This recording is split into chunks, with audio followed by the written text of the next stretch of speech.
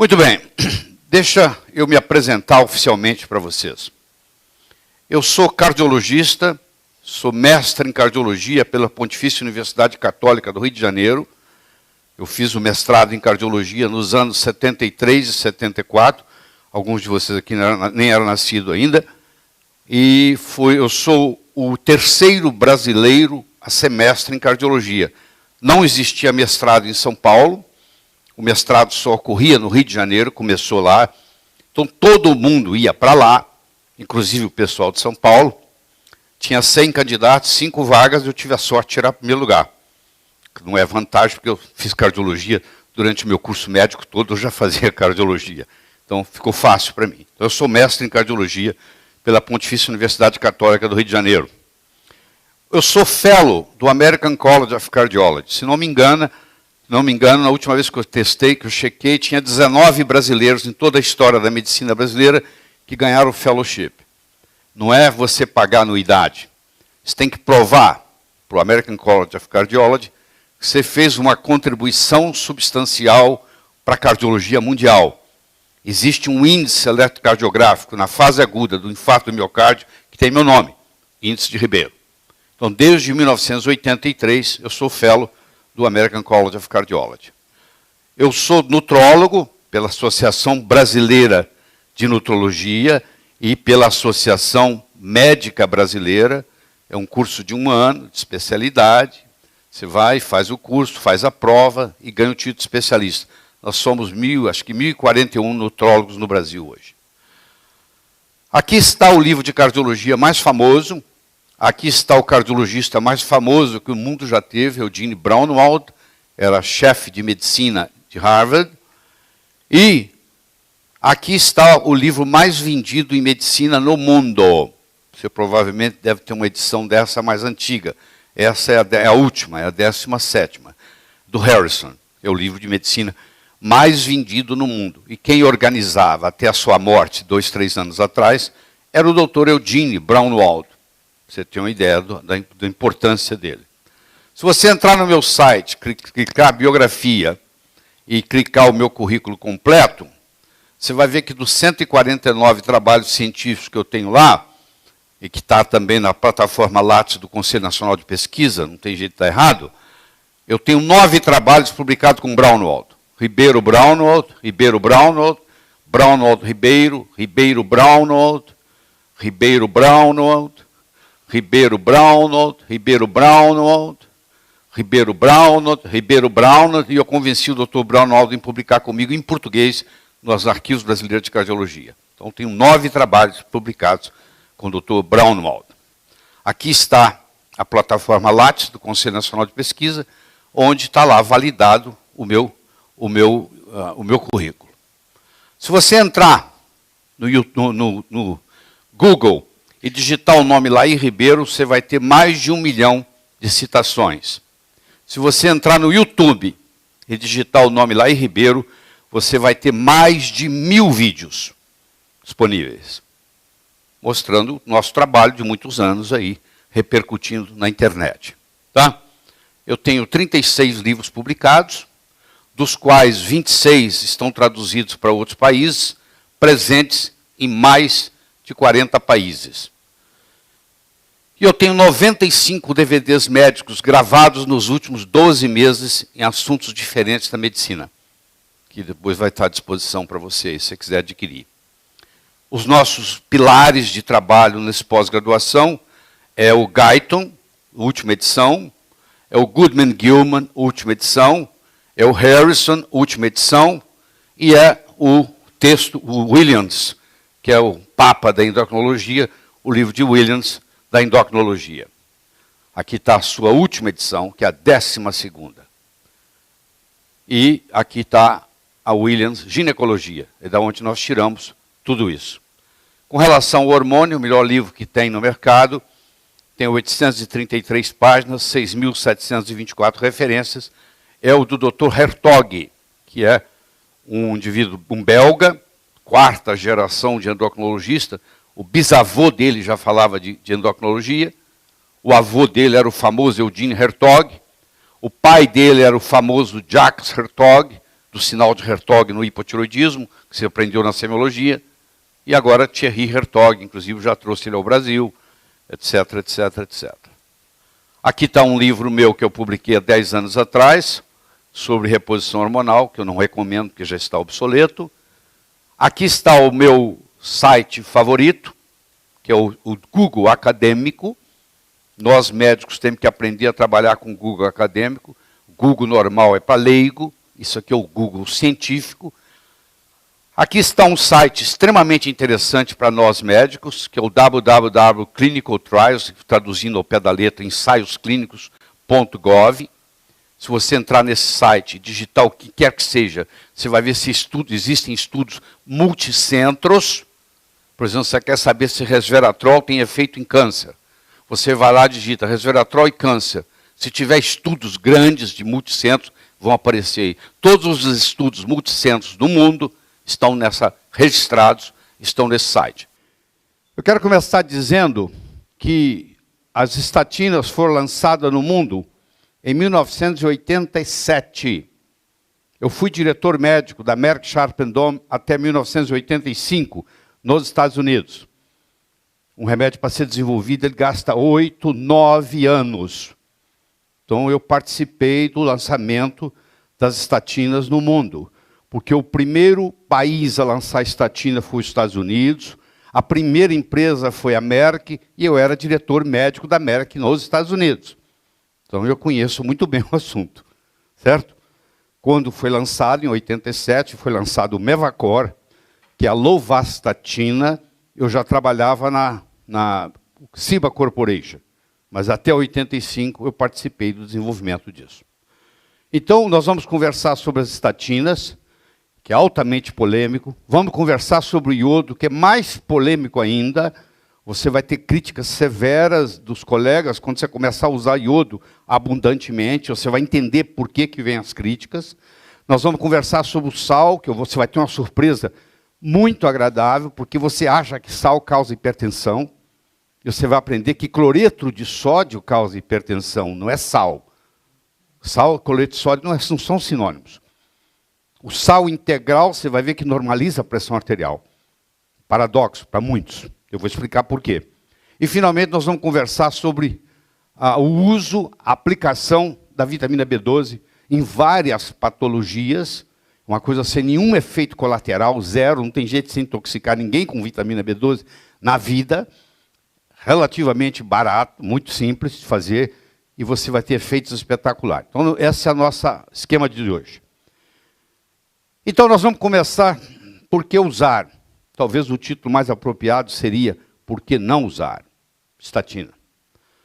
Há livros na literatura falando mal da estatina, tem de montão. Você pode estudar o que você quiser, entrar na literatura, é o que não falta. O mais recente, mais interessante, foi publicado mês passado pelo Dr. Steven Sinatra, que é um dos cardiologistas mais famosos que tem nos Estados Unidos, extremamente famoso. Ele é que desenvolveu a chamada cardiologia metabólica, que vocês vão discutir comigo no futuro aqui.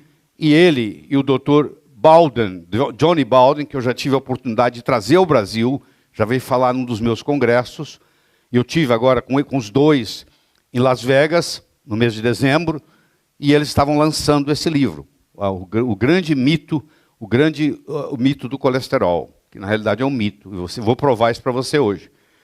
Mas a maior autoridade do mundo nesse assunto é o Dr. Ulf Ravenscow. O Dr. Ulf Ravenscow, apesar de ter um nome parecido com russo, ele não tem nada de russo, ele é dinamarquês, ele nasceu na Dinamarca, ele trabalhou muitos anos na Suécia, ele dedica os últimos 20, 30 anos sobre colesterol.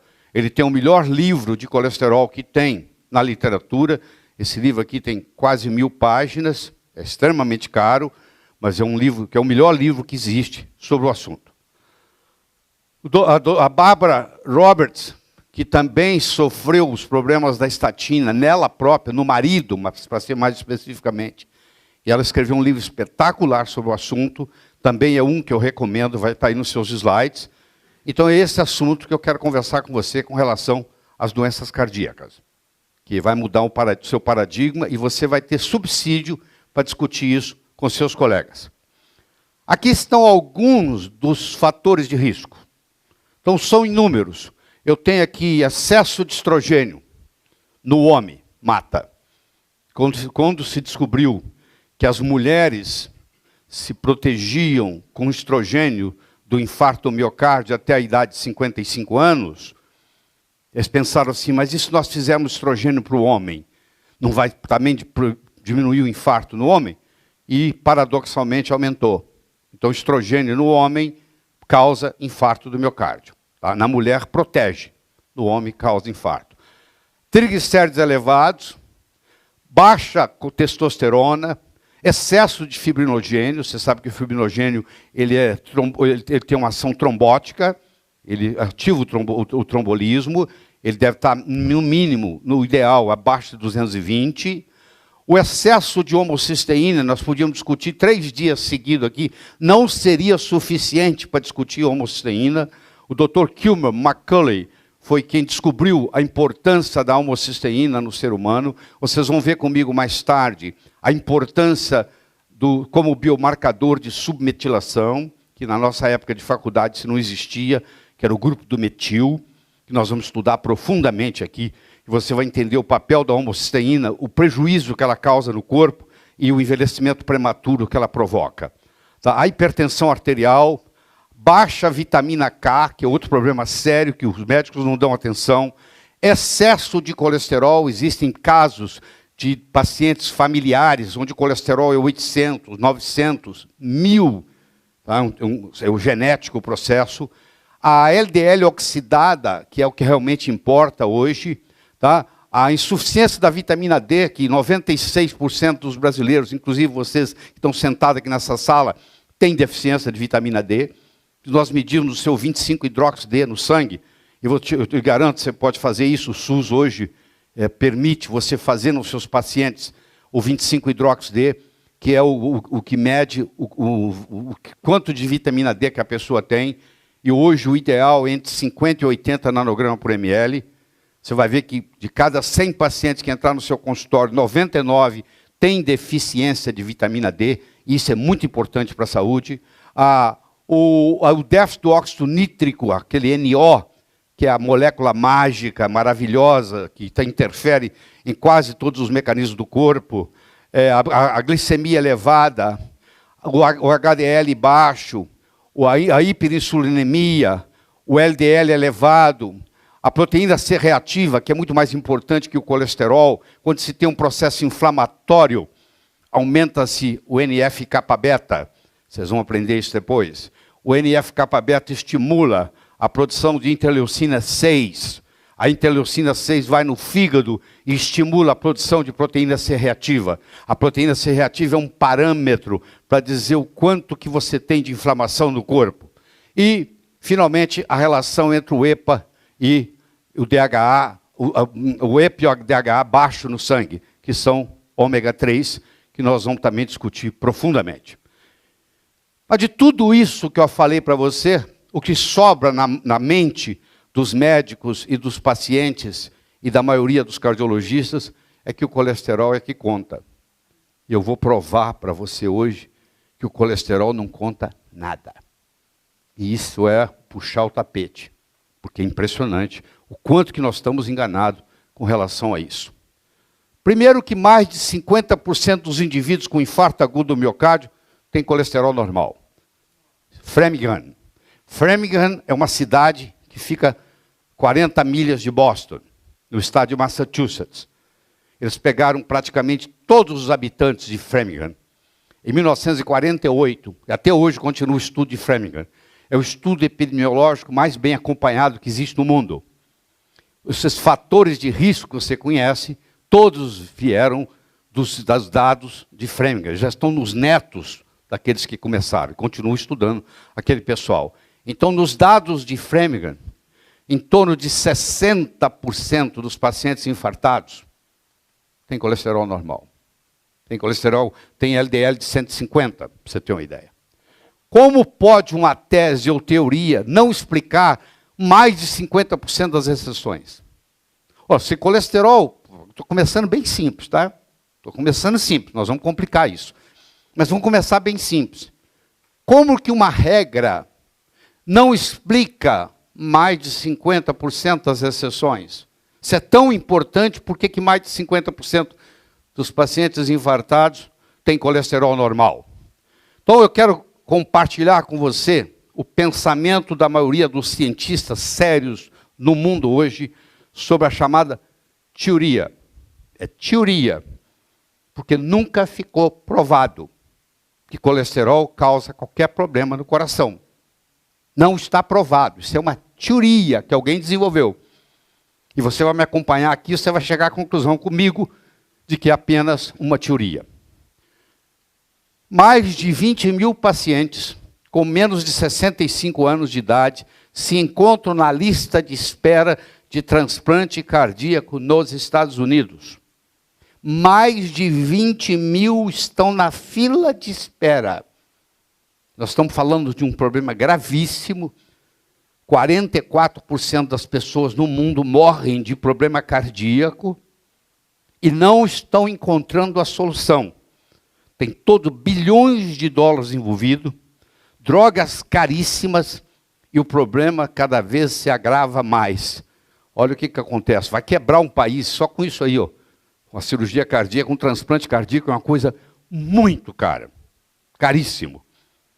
Então, o que eles estão fazendo? Aumentando os transplantes. O Brasil é um dos campeões de transplantes no mundo. Então é o seguinte, a gente troca. E o governo se dane, né? E a população que paga imposto. É fácil fazer o transplante. É só fazer. O pessoal tem estrutura, vem o dinheiro, faz. Mas isso não é a solução. Você vai ver que não tem solução. Essa não é a solução. Existe uma coisa chamada prevenção primária. Existe uma coisa chamada prevenção secundária. Você tem que entender isso de saída. Prevenção primária é o seguinte, eu nunca tive nada. Como é que eu faço para não ter infarto? Isso é prevenção primária. Prevenção secundária. Qual é o maior risco de se ter um infarto? Já ter tido um. Quem teve um tem mais chance de ter o segundo do que quem nunca teve ter o primeiro. Porque quando você tem um infarto, você já declarou que você tem problema na coronária. Já ficou caracterizado.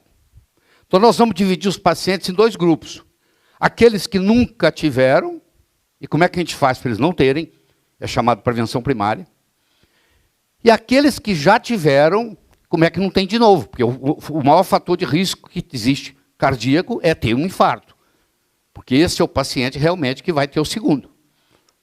Certo? Porque ele já provou que tem. Se você analisar, e Okinawa está em primeiro lugar no mundo, Okinawa, no Japão, é o lugar onde mais tem centenários, pessoas com mais de 100 anos, per capita, no mundo, em Okinawa. Se você estudar a população dos centenários, ou em Okinawa, ou na Itália, ou em Hunza, ou no Equador, ou em Costa Rica, ou num lugar na Califórnia que tem, você vai descobrir que tem um denominador comum. Essas pessoas que vivem mais de 100 anos, elas têm o HDL elevado, e nós vamos estudar isso, elas têm os triglicéridos baixos, e elas têm a insulina baixa. Elas têm essas três características. Isso é patognomônico de viver mais de 100 anos. É você ter o HDL elevado, o triglicéride baixo e a insulina baixa. A insulina baixa e o triglicéride baixo é só você cortar doce, carboidratos da sua vida. Você não precisa de remédio nenhum. É só você controlar a sua boca. Porque nós estamos viciados em açúcar. O açúcar vicia. Se você colocar um montinho de açúcar, um montinho de cocaína e soltar um camundongo, ele fica no açúcar. Vicia ele mais do que a cocaína, pra você ter uma ideia. Vicia ele mais do que a heroína. Quer dizer, nós somos viciados, vocês são viciados em açúcar. Essa é a grande verdade. Quando eu digo açúcar, não é só açúcar, açúcar. É o pão, é o bolo, é o pastel, é a massa. Tudo isso termina em carboidrato no corpo. Por que você não encontra pão lá fora? Por que você não encontra bolo lá fora? Por que você não encontra pãozinho doce lá fora? Porque você está aqui para melhorar a sua qualidade de vida. Eu vou te dar um discurso ali. Ali, você tem que comer fruta. E vou fazer diferente? Não. Espero que com isso você vai sendo treinado. Porque nós somos treinados com açúcar. A vovó, o vovô chega para o netinho para agradar, traz um pirulito, traz uma balinha. O vovô chegou, vai ganhar uma balinha. Isso acostumou. Então, açúcar significa carinho, amor, cuidado que o vovô, a vovó, a mamãe dava. Quando você chora, machuca, ganha um docinho. Aí vira hipocondríaco. Tá bom? Então, essa resistência insulínica que está adoecendo o mundo, tá? Que está adoecendo o mundo por causa do excesso de açúcar, olha só, ela causa doença cardíaca coronariana, ela causa hipertensão, ela causa diabetes, ela causa obesidade. Inclusive tem uma doença hoje que você sabe que a Organização Mundial de Saúde juntou essas duas doenças e chama elas de diabesidade. Tem uma doença nova para você levar para casa. Chama-se diabesidade. É a combinação de diabetes com obesidade. Criou-se uma doença nova aqui, ó. E, finalmente, os acidentes vasculares cerebrais, que é a terceira principal causa de morte. A primeira principal causa de morte é doença cardíaca coronária. A segunda principal causa de morte é câncer. A terceira principal causa de morte é stroke, é derrame, é acidente vascular cerebral. Olha só, tudo isso aqui, ó, doença cardíaca coronária, hipertensão, diabetes, obesidade, acidente vascular cerebral, é tudo causado por resistência insulínica. E resistência insulínica tem a ver com a quantidade de açúcar que você ingere. E de carboidrato. Você cortou o carboidrato, você não precisa de mais nada. Você começa a secar, você começa a enxugar, você começa a emagrecer, tem nada, não tem problema nenhum. E a sua saúde começa a melhorar. É tão simples, pô. Tão simples, e cria-se tanto problema. Bom, o Dr. David Brownstein, você vai escutar muito sobre ele hoje, ele é a maior autoridade em iodo no mundo. Se não a maior autoridade, uma das maiores autoridades no mundo. Mas eu estou trazendo ele aqui, não é com essa finalidade no momento. O Dr. David Brownstein, ele tem uma frase que você vai escutar várias vezes nesse dia de hoje. Não se pode bloquear uma enzima ou um receptor no organismo e esperar, a longo prazo, resultados favoráveis. Todas as vezes que você estiver usando um remédio que bloqueie uma enzima ou um receptor, esse remédio vai trazer efeitos colaterais indesejáveis. Você usou um omeprazol da vida, você vai pagar o preço. Você usou uma estatina da vida, você vai pagar o preço. Você usou um beta-bloqueador da vida, você vai pagar um preço. Olha lá, bloqueou uma enzima, bloqueou um receptor, você cria um problema em cascata. Você pode ver que os remédios que têm efeitos colaterais, o Vioxx, que foi tirado do mercado, que só nos Estados Unidos matou mais de 140 mil pessoas, é o inibidor da COX-2, da 5-oxigenase 2. Um anti-inflamatório potentíssimo, que inibia a 5-oxigenase e matou pessoas. Porque quando inibiu a 5-oxigenase, parou a produção de prostaciclina. E o paciente morre de arritmia cardíaca, de espasmo coronariano. Bom, então, o meu trabalho aqui com você hoje é provar para você, eu vou provar para você que colesterol é mocinho. Eu sei que é difícil, porque desde que você entrou na faculdade de medicina até hoje, você aprendeu que colesterol é bandido. E você vai entender por que eles inventaram essa teoria de que colesterol é bandido. E claro que você vai ter um choque com seus colegas quando você voltar para a sua cidade na segunda-feira. Primeiro, colesterol não é gordura. Colesterol é lípide. Opa! Existe diferença entre lípide e gordura? Claro que existe, muita. Então, calma, explica, eu vou começar, gente, deixa eu dar a aula. Tá bom? Então, primeiro tem que levantar a sua curiosidade. Então existe uma diferença enorme entre lípido e gordura. Vamos entender isso? Vamos. Os lípidos se caracterizam em 3 grupos: gorduras, lipóides e esteroides.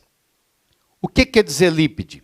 Lípide é uma substância que não se dissolve em água. O que é gordura? É um triglicéride de ácidos graxos. O colesterol não tem ácido graxo. O colesterol tem o ciclo, pode sentar em qualquer lugar, querido. Aqui, ó, tá bom. Tá bom ali, ó. O colesterol é formado de um ciclo pentano-peridrofenantreno. Ciclo pentano-peridrofenantreno. Eu sei que você nem lembra disso mais. Tem nada a ver com ácido graxo. Então, a mensagem que você vai levar para casa é essa aqui, ó. Que o colesterol é um esteroide, ali que está o colesterol. Ele é um lípide, mas não é uma gordura. E a frase que você vai guardar para a prova é a seguinte: toda gordura é um lípide, mas nem todo lípide é uma gordura. Eu sei que o seu colega cardiologista acha que colesterol é gordura. Aí começa o problema. Tanto é que ele fala assim para você: você não pode comer gordura, que aumenta o colesterol. Mentira! Colesterol é feito de carboidrato. Se você quiser baixar o seu colesterol, corte o seu açúcar. Corte o seu carboidrato. Porque colesterol é fabricado no fígado a partir de carboidrato. Tem nada a ver com gordura. O negócio é sério. Colesterol é sintetizado por praticamente todos os tecidos do corpo humano. Quer dizer que Deus fez o colesterol e disse assim: eu vou sacanear a humanidade. Eu vou fazer um produto, uma substância que é fabricada em todas as células do corpo. Eu só vou fazer para estragar a alegria dos seres humanos. Claro que não. Colesterol, sem colesterol, meu filho, não tem vida não. Você não sabe o quanto que o colesterol é importante. Por isso que ele é fabricado em todas as células do corpo humano. O colesterol só funciona como um precursor dos ácidos biliares.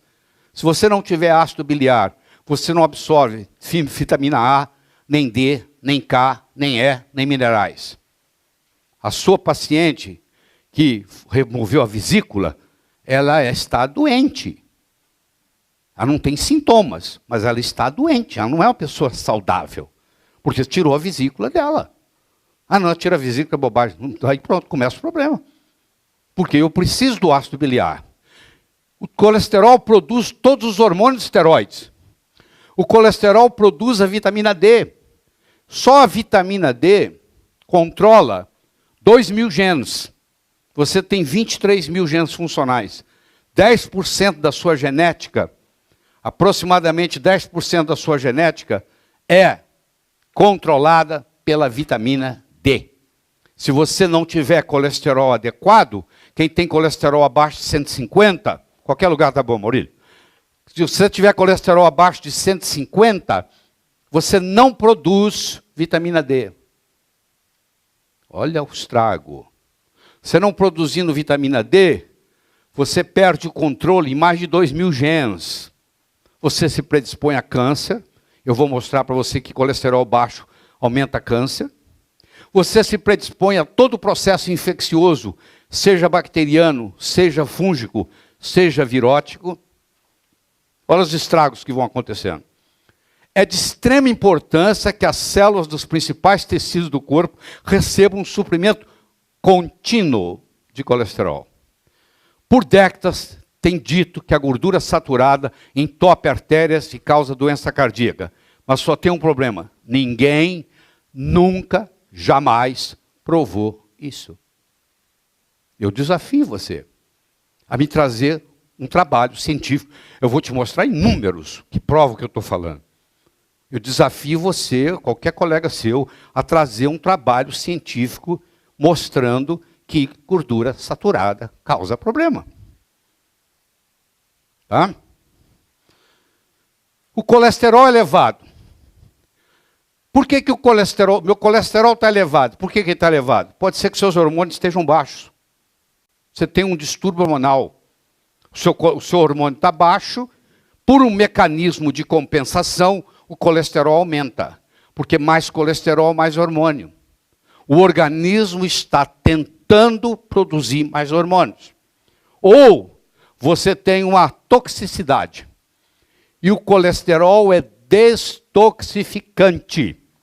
Então, quando eu tenho tóxicos no meu corpo, eu tenho mercúrio, eu tenho chumbo, eu tenho cádmio, porque eu fumo muito, o meu colesterol sobe para fazer a destoxicação dos metais pesados. E dieta e suplementação inadequada. Eu tenho um distúrbio nutricional. Se eu tiver um distúrbio nutricional, se eu tiver um distúrbio hormonal, se eu tiver qualquer grau de toxicidade que passa de um limiar, o meu colesterol irá aumentar como mecanismo de compensação. Claro que se eu pegar pessoas que estão com colesterol elevado, provavelmente elas vão viver menos. Mas não tem nada a ver com colesterol. Elas vão viver menos porque elas estão me dizendo que ou elas têm distúrbio hormonal, ou elas têm toxicidade, ou elas têm distúrbios nutricionais. Que o colesterol, por mecanismo de compensação, aumentou. Então vamos entender isso aqui. O senhor hoje vai sair daqui sem nenhuma dúvida, te garanto. Vamos pegar o acetil-CoA. Muita coisa começa do acetil-coenzima A. Entre elas o colesterol. O acetil-coenzima A, ele vira o HMG-CoA, hidroximetilgliceril-coenzima A, que vira o mevalonato, que vira o farnesil-pirofosfato, que vira o esqualeno, que é anticâncer, que vira o coenzima Q10, que o seu coração e o seu cérebro não conseguem funcionar bem, e os seus músculos, o coração, os músculos e o cérebro não funcionam bem sem coenzima Q10. Guarda essa. E o dolicol. E o esqualeno, que vai formar o colesterol. Como nós sabemos, o dolicol, ele trabalha na membrana do retículo endoplasmático, na organela, extremamente importante para a funcionalidade da célula. O coenzima Q10, se não tiver coenzima Q10, não tem energia. Se não tem energia, não tem vida. Quando eu baixo o colesterol de uma pessoa, eu também estou baixando o coenzima Q10 dessa pessoa. Ela vai ter menos disponibilidade energética na vida. Ela vai ficar mais cansada, sem energia. O cérebro dela vai funcionar pior, porque sem coenzima Q10 o cérebro não funciona, etc, etc, etc. O esqualeno absorve hidrogênio e libera oxigênio, fundamental no processo da revitalização celular. E o colesterol em si está em todas as membranas celulares, produz a vitamina D, produz os sais biliares e produz todos os hormônios esteroides.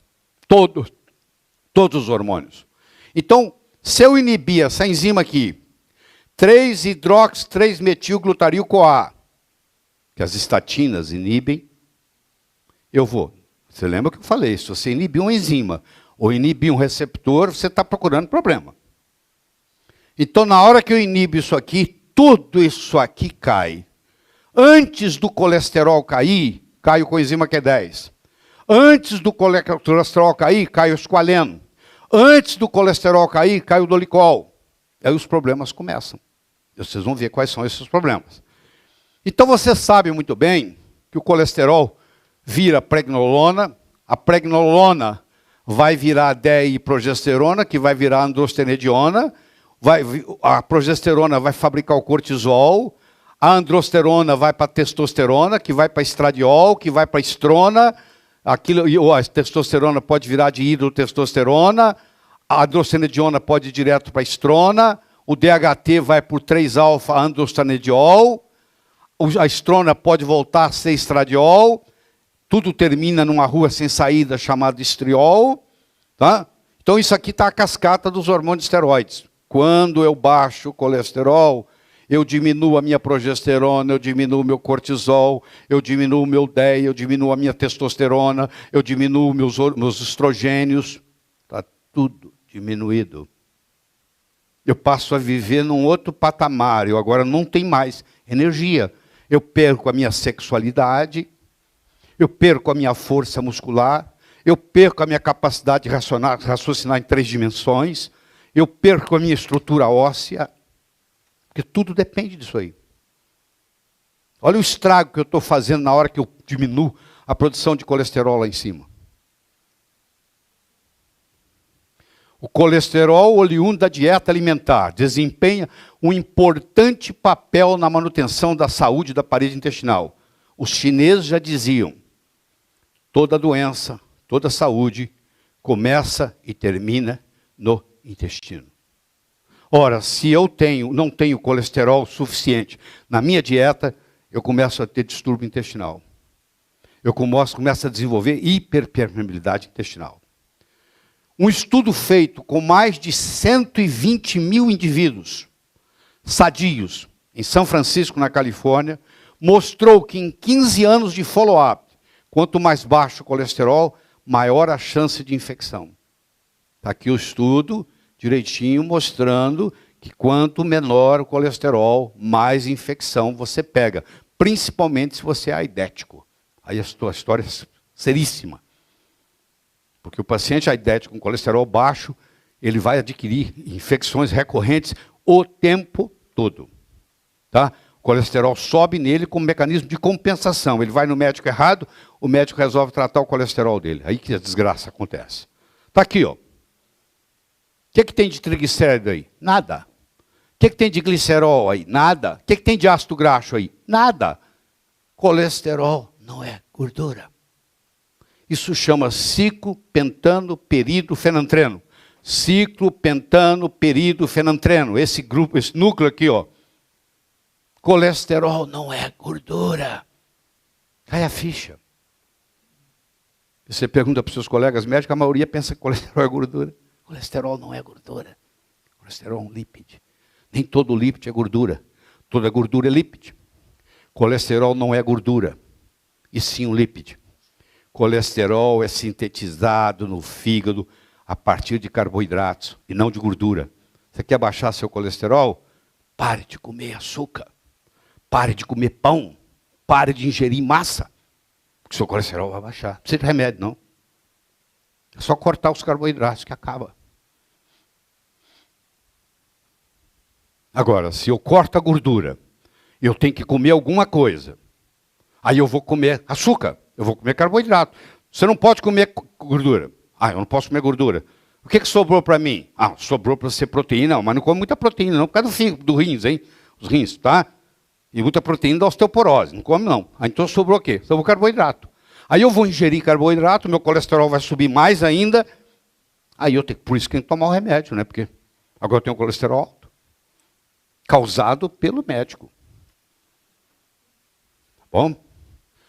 Os sais biliares são necessários para a absorção de gorduras essenciais, vitaminas A, D, E, K, minerais. A vitamina D é proveniente do colesterol, diretamente.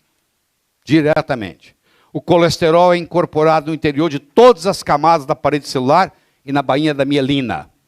Se você não tem mielina, você imagina a eletricidade na sua casa com os fios desencapados. Começa a dar curto-circuito. O cérebro é a mesma coisa. Mais de 70% do cérebro é colesterol, é gordura. A gordura é lípide. Mais de 70% é lípide. Quando cai o colesterol no cérebro, você perde a sua capacidade de raciocínio. Você vira um zumbi. Como tem muitos aí que você conhece. São zumbis. Ah, o cara tem 60 anos de idade e está velho. O colesterol é necessário para a ação normal da circulação dos linfócitos T e B. Parte fundamental do sistema imune. Se eu tenho colesterol baixo, eu não tenho defesa imunológica. Qualquer lugar que eu vou, eu gripo. Qualquer lugar que eu vou, eu pego infecção. Que é o que está acontecendo. E as pessoas vão para o hospital e morrem. Porque os antibióticos agora, as infecções são resistentes aos antibióticos. Colesterol é tão importante para a vida que 80% a 90% é produzido pelo próprio corpo, principalmente pelo fígado, sem depender da fonte externa. Ele é tão fundamental que quem criou o mundo disse assim, ó, isso aqui não pode faltar. Não podemos depender da dieta. Nós temos que fazer o corpo produzi-lo. É tão importante que o corpo tem que produzir. 90% do colesterol que você tem é produzido no seu fígado. Claro que usa a matéria-prima, usa o carboidrato que você ingeriu. e fabrica no fígado. Aí, olha a importância, ó. Você acha que se não fosse tão importante, ele tinha ter essa dependência própria, ele não fica dependente de ninguém, ele mesmo, o próprio organismo produz, porque é importante demais, não pode faltar. Agora vamos começar a estudar colesterol e doença cardíaca. Então você tem que me acompanhar na história e entender por que está esse engano todo. E essa mentira não vai parar não, tá? Essa mentira está tão grande, você deve estar acompanhando aí o Lance Armstrong. O Lance Armstrong foi considerado o melhor atleta do mundo. O Lance Armstrong, para quem não sabe, ganhou a maior competição física de todos os tempos, 7 anos seguidos. 99, 2000, 2001, 2002, 2003, 2004, 2005. Ele ganhou o Tour de France. O Tour de France dura 18, 19 dias. E é subindo e descendo de bicicleta. 18, 19 dias de prova. Ele ganhou 7 vezes seguida. Você imagina a quantidade de milhões de dólares de patrocínio. E agora eles descobriram que ele fazia uso de doping. E ele está declarando, ontem foi a entrevista dele com a Oprah, contando que todos esses anos negando, eles tiraram 7 títulos dele, não sei o que vai acontecer com ele, mas você imagina agora, ele fala assim, ó, eu enganei vocês. É mais ou menos assim a história do colesterol. Pior ainda, porque tem bilhões envolvidos, bilhões. Você vai morrer de velho, você vai ver de velhice, e você vai ver o colesterol ainda falando que é bandido. Ainda.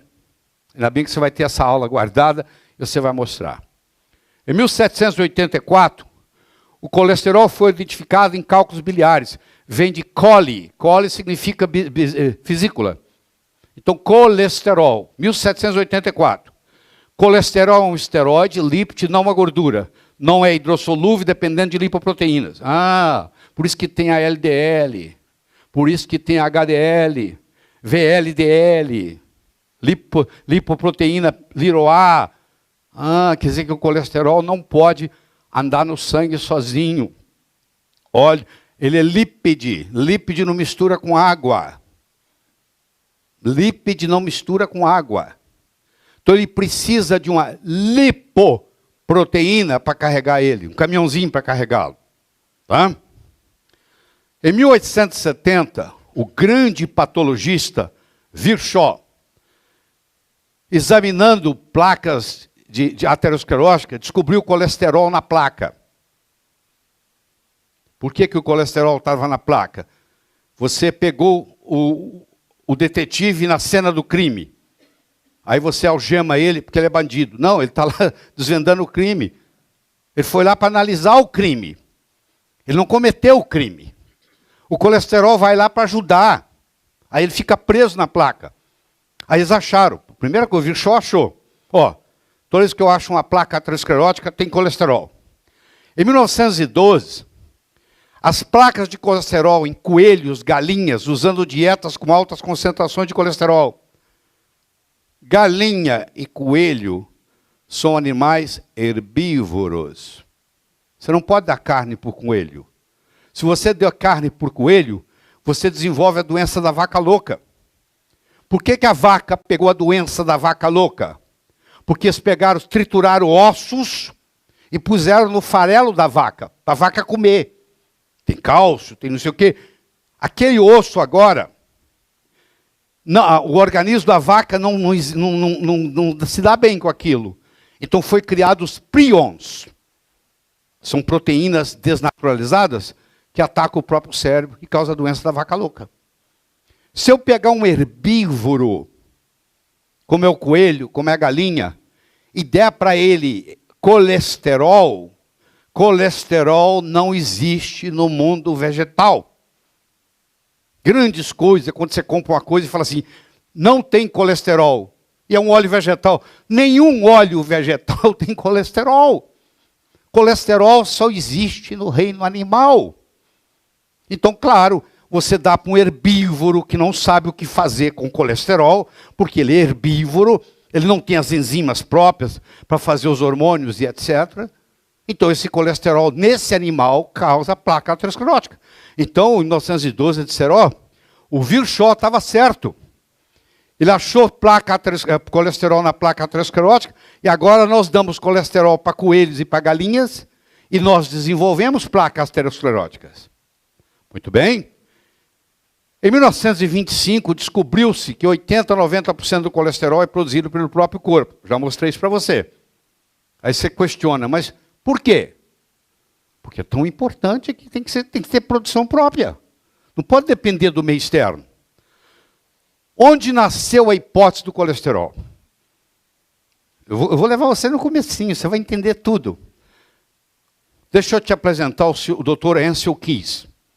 O Dr. Ancel Keys era um fisiologista de Minnesota, de Minneapolis. E ele fez um estudo chamado Estudo dos 7 Países, que eu vou mostrar daqui a pouco para você. Quando o Dr. Ancel Keys fez o estudo dos 7 países e mostrou que se você colocar gordura aqui e você colocar doença cardíaca aqui, o estudo era assim, ó. Ou seja, quanto mais gordura o país ingere, mais doença cardíaca. Quanto mais gordura, mais doença cardíaca. Quanto mais gordura, mais doença cardíaca. Quanto mais gordura, mais doença cardíaca. Um estudo epidemiológico, de observação, de que os 7 países que ele estudou, quanto mais o país ingeria de gorduras saturadas, maior era a incidência de doença cardíaca. Ele então estabeleceu essa hipótese. Vamos me acompanhar. Só que, quando o Dr. Ancel Keys lançou o estudo dos 7 países, um indivíduo da Inglaterra, professor, Dr. John Yudkin, disse o seguinte: primeiro, isso não é por causa da gordura, isso é por causa do açúcar. Porque quem come mais gordura acaba ingerindo mais açúcar. Ele tem que fazer análise com açúcar também.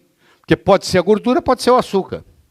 E, na época que ele publicou os 7 estudos, os 7 países, ele tinha dados de 22 países. Ele selecionou 7 que funcionavam na teoria dele. E deixou os outros 15 de fora. Eu vou mostrar para você que se você incluir os outros 15, a hipótese é exatamente o contrário. Quanto mais gordura você comer, menos doença cardíaca você tem e menos você morre do coração. Quando o Dr. Ancel Keys publicou isso, logo em seguida, ele publicou em 51, 2, não sei, 52 eu acho, a Organização Mundial de Saúde organizou uma comissão na patogênese da aterosclerose. E ele foi convidado para participar. Você imagina, ele foi lá e explicou a teoria dele para o pessoal. Em 1961, o governo americano entrou na jogada. George McGovern era um senador. E ele queria revolucionar a alimentação nos Estados Unidos. E ele convidou o pessoal que fez parte dessa comissão para ajudá-lo. Nós já estamos em 61, 7 anos depois. E ele fez um trabalho enorme para convencer a população americana de que deveríamos comer menos gordura. Tá? A adoção do mito do colesterol pelas principais organizações e pelo governo tiveram um componente político importantíssimo. McGovern, com o poder político dele como senador, levou esse problema para Washington, D.C. e disse, gente, nós temos que salvar o povo americano. Nós temos que fazer o povo comer menos gordura. Porque vai comer menos colesterol e vai morrer menos. O pessoal está morrendo muito.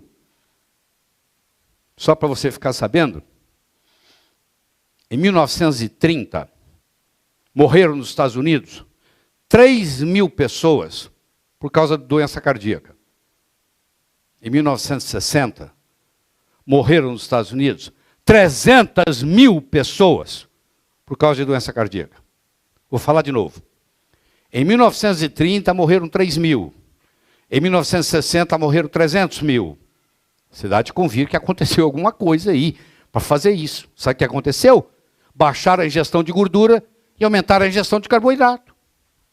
E a obesidade começou. Eu sei que é difícil. Surgia nos Estados Unidos a epidemia da diabetes. Surgiu por quê? Não, você não pode comer gordura. E você não pode comer gordura, então sobra o quê? Carboidrato. Então eu vou comer mais carboidrato. Aí começou o problema.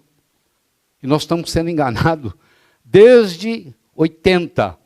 Tem 40 anos que nós estamos sendo enganados. Porque eu vou mostrar para você daqui a pouco, a Associação Americana do Coração, American Heart Association, o Departamento de Agricultura americano, o Instituto Nacional de Saúde americano, se juntaram e disseram, nós temos que fazer uma campanha para ensinar o povo a não comer gordura. Teoria da dieta cardíaca. Infarto do miocárdio é a principal causa de morte nos Estados Unidos. Infartos do miocárdio são causados por placas de colesterol nas artérias coronárias. Isso é que a teoria acredita. As placas são causadas por níveis altos de colesterol no sangue. Uma dieta gordurosa alta em colesterol aumenta os níveis sanguíneos de colesterol, levando ao infarto do miocárdio e morte. É isso que é a teoria que nós temos aí. E baixando o colesterol, baixa o risco. Olha a teoria toda montada. Pá. Sabe como é que você resolve isso? Baixa esse bandido aqui. Ó. É só a gente baixar o colesterol. É só baixar o colesterol que resolve o problema. Você vai ver que não resolve nada. Eu vou lhe provar, eu vou lhe mostrar todos os estudos importantes, vou te mostrar que não vale nada. Está aí para qualquer um ver. Qualquer um ver. Então a teoria está aqui, ó. Você come a sua leitoa pururuca, o seu colesterol aumenta, aí você vai aumentar o colesterol, você aumenta a doença cardíaca, você morre do coração. Você não pode comer gordura. Você não pode comer ovo. Ovo tem colesterol. Tem 300 miligramas de colesterol na gema de um ovo. Você não pode comer ovo. Ontem eu comi 8. Tenho 68 anos de idade. Não? Tem 25 anos que eu como ovos todos os dias. 3, 4, no mínimo 5. Piada. A teoria da dieta cardíaca, então, iniciou-se no século XIX, foi enfatizada e publicada nos anos 50 e 60. A Associação Americana do Coração, American Heart Association, o Departamento de Saúde, o Instituto de Saúde de Sangue, Heart, Lung and Blood, de sangue, pulmão e coração, começaram a dar o quê? Dinheiro para pesquisa. Não, vamos pesquisar, vamos estudar o quanto que o colesterol prejudica e etc. e tal. Em 1980 ficou estabelecido um dogma médico, com aceitação do público em geral. Se você é católico, apostólico, romano, na religião católica tem um dogma. É o dogma da Virgem Maria. O dogma é assim, ó. A Virgem Maria deu à luz a Jesus virgem. Se você não acreditar nisso, você não pode ser católico. Por quê? Porque isso é o dogma. É o dogma da religião católica. Ou você acredita que a Virgem Maria é virgem, ou você não pode ser católico. Isso é um dogma. Dogma religioso. Nós não podemos ter dogmas médicos. Porque nós não somos religião. Medicina é ciência. Medicina não é dogma. Mas o trabalho foi feito de tal jeito que todas as vezes que eu me propus a fazer uma apresentação como essa, em um congresso, aquela instituição nunca mais me convidou. Nunca mais me convidou.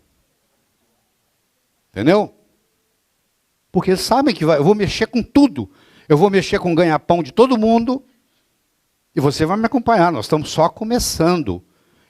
Quando eu chegar no final aqui, você vai falar assim, agora eu entendi pela primeira vez que nós somos enganados nos últimos 40 anos. Aí você vai mudar a sua alimentação. Aí a sua saúde vai melhorar. A sua disposição vai melhorar, a sua energia vai melhorar, a sua capacidade de raciocínio vai melhorar. A sua produtividade vai aumentar. Entendeu? Olha ele aí, ó. O Dr. Ansel Keys foi capa da revista Time, é o grande papa, o grande guru da nutrição. 40 anos de erro graças a esse cara aí, ó. Graças a ele. Ele que errou. Ansel Keys apresentou uma comparação entre taxas de gordura ingerida e mortalidade por doença cardíaca em 7 países.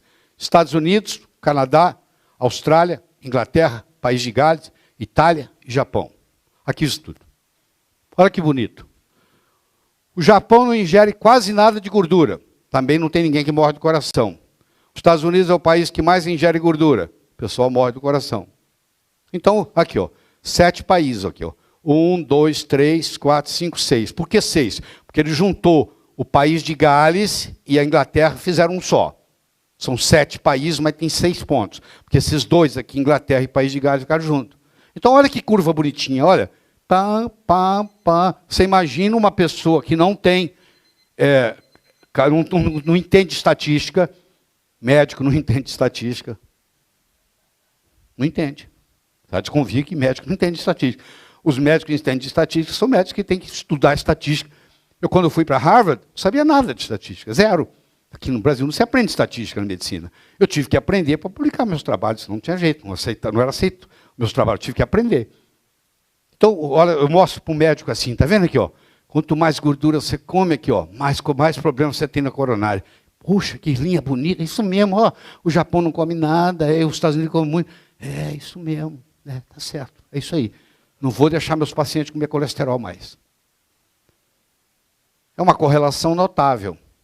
Comia mais gordura e tinha mais morte cardíaca. Japão, comia menos gordura e tinha menos morte cardíaca.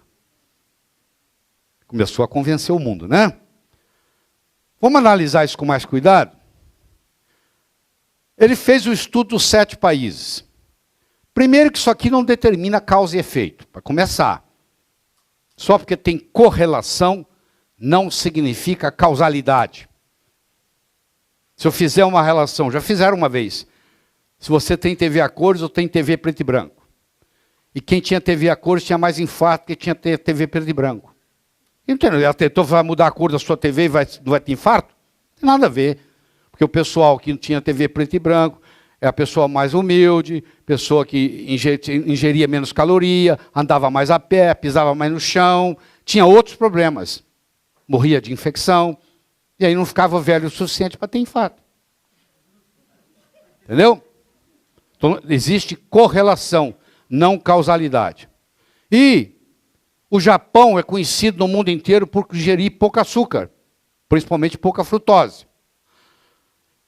O próprio Ansel Keys, na página 262 do livro dele, antes de morrer, eu vou usar as palavras que ele usou. Eu vou pegar as palavras do livro ali e vou traduzir para você. Ó, correlacionou também com o consumo de açúcar. Gordura e açúcar caminham juntos. Ele falou isso antes de morrer. Tá? Ele falou isso. 30 anos de educação nutricional e orientação alimentar foram baseados nesse estudo. Está para 40 anos já. Darton Ansel Keys fez a análise de regressão multivariada antes da era da informática. E ele faleceu em 2004. E ninguém consegue achar os dados dele. Eu sei por que eles não conseguem achar os dados. Porque, na realidade, ele tinha 22 países. Ele só usou os 7 que satisfazia ele. No entanto, em 3 países, Finlândia, Grécia e Iugoslávia, que ele não usou, a correlação não era percebida. A Finlândia Oriental teria 5 vezes mais ataques fatais, 2 vezes mais, e 2 vezes mais doenças do coração que a Finlândia Ocidental, comendo a mesma quantidade de gordura. Jacob Yorskam, de Berkeley, em 1957, publicou um artigo mostrando que havia estatística disponível para 22 países. E se todos fossem usados, a hipótese da dieta cardíaca não se sustentava. Pelo contrário, seria o oposto. Aqui está. Ele usou 7 países. Aqui estão os 22 disponíveis, que ele não usou os outros 15. Eu vou mostrar para você. Por exemplo, aqui, ó, aqui e aqui, você tem o dobro do consumo de gordura. Dobro. E esses 2 países têm a mesma incidência de doença cardíaca. Ó, a mesma incidência e um ingere o dobro de gordura do outro. Guardou essa? Vamos pegar esse aqui. Esse aqui e esse aqui tem a mesma ingesta de gordura. Esse aqui tem mais do que o dobro de doença cardíaca do que esse aqui, com a mesma ingesta de gordura. Você quer ver? Esse outro aqui, ó. Aqui, ó. Esse aqui e esse aqui, a mesma coisa. Eles têm a mesma ingesta de gordura. E totalmente diferente a incidência de infarto do miocárdio e doença coronária. Olha lá, ó. Esse aqui está aqui, esse aqui está aqui. Eles comem a mesma quantidade de gordura. Ou seja, na hora que eu coloco os 22 países, em vez de colocar só os 7, a história vai por água abaixo. Então, este professor de Berkeley, México e Finlândia, tinham o mesmo consumo de gorduras saturadas per capita. E a doença cardíaca na Finlândia era 24 vezes maior. Com o mesmo consumo de gordura. 24 vezes maior. A parte oriental da Finlândia, com o mesmo consumo de gordura saturada, que a parte ocidental, tinha 5 vezes mais ataques cardíacos fatais e a incidência da doença coronária era 2 vezes maior. Então isso aqui, infelizmente, foi uma seleção feita de propósito, que não deveria ser usada. Isso enganou a gente. Só que ele morreu já. Não tem jeito de ir lá e cobrar dele os dados. E estudo epidemiológico e não causa e efeito. Então, correlação não significa causalidade. Isso é importante você guardar isso, porque isso, o pessoal, os médicos são enganados com isso aqui. Ó. O médico pensa que se correlacionou, tem causalidade. A Associação Americana de Cardiologia do Coração e a mídia promoveram a hipótese da dieta cardíaca como verdadeiro. E não é. Então é o primeiro furo que você vai ter. Não foi provado.